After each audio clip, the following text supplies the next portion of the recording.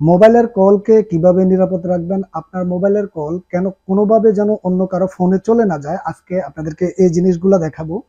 আর আপনাদের কাছে একটা রিকোয়েস্ট থাকবে, আপনি যদি আমার ইউটিউব থেকে এই ভিডিওটি দেখে থাকেন তার ক্ষেত্রে ইউটিউব চ্যানেলটিকে সাবস্ক্রাইব করে যাবেন, যদি ফেসবুক পেজ থেকে দেখে থাকেন তার ক্ষেত্রে ফেসবুক পেজটিকে ফলো দিয়ে যাবেন। তো বন্ধুরা, আমরা প্রায় সময় আমাদের ফোনের কল অন্যজনের ফোনে চলে যায়, বা আমাদের একটি কোডের মাধ্যমে যে কোনো একজনই আমাদের এই ফোনটি থেকে আমাদের এই ফোনের কোডটি অন্যজনের ফোনে চলে যায়, মেসেজ কোড চলে যায়।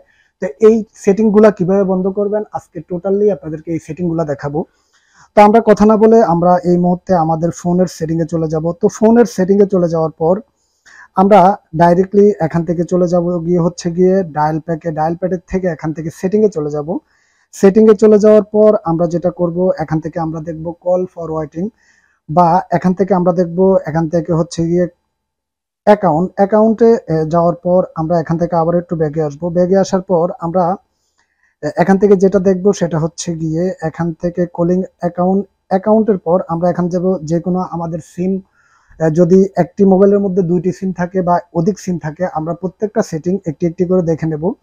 তো আমরা এখান থেকে দেখতেছি কল ফরওয়ার্ডিং, এখানের মধ্যে যদি ক্লিক করি, যদি আমাদের এই ফোনের মধ্যে অন্য কোনো নাম্বার বসিয়ে যদি এখান থেকে অ্যালাউ দিয়ে দেয়, তার ক্ষেত্রে আমাদের ফোনের যত প্রকার কল হোক বা আমাদের ফোনের যত প্রকার কোড হোক ওই ফোনটিতে ডাইরেক্টলি চলে যাবে।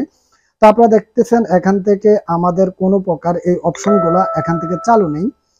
তো তার ক্ষেত্রে আমরা কিভাবে এই অপশনটিকে বন্ধ করতে পারবো, আমি আপনাদেরকে একটি কোড রয়েছে, আপনি হয়তোবা আপনার হাতে যদি নর্মাল ফোন থাকে তার ক্ষেত্রে আপনি করতে পারবেন, যদি আপনার হাতে আইওএস ফোন থাকে তার ক্ষেত্রে এই কোডটি কাজ করবে।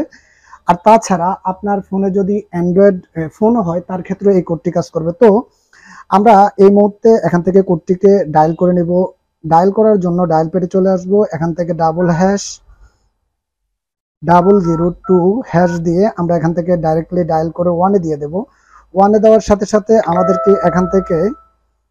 এখান থেকে কল ফরওয়ার্ডিং ইরেসিং সাকসেসফুল, আমাদের এখান থেকে টোটালি সম্পূর্ণ এখান থেকে ইরেসিং হয়ে গিয়েছে। যদি আমাদের ফোন থেকে অন্য কেউ আমাদের এই ফোন নাম্বারটি অ্যাড করে অন্য কারো ফোনের মধ্যে এই কলগুলো যেত, তার ক্ষেত্রে এখান থেকে টোটালি ইরেসিং হয়ে গিয়েছে। তো আপনি হতে পারে আপনার হাতে যে কোনো সিম কার্ড হতে পারে, রবি, জিপি, গ্রামীণ, এভরিথিং, প্রত্যেকটি কোডের মাধ্যমে আপনারা চাইলে এভাবে করতে পারবেন। অন্ততপক্ষে ১ সপ্তাহ, প্রত্যেক ১০ দিন পর আপনারা একবার করে চেক করে নেবেন।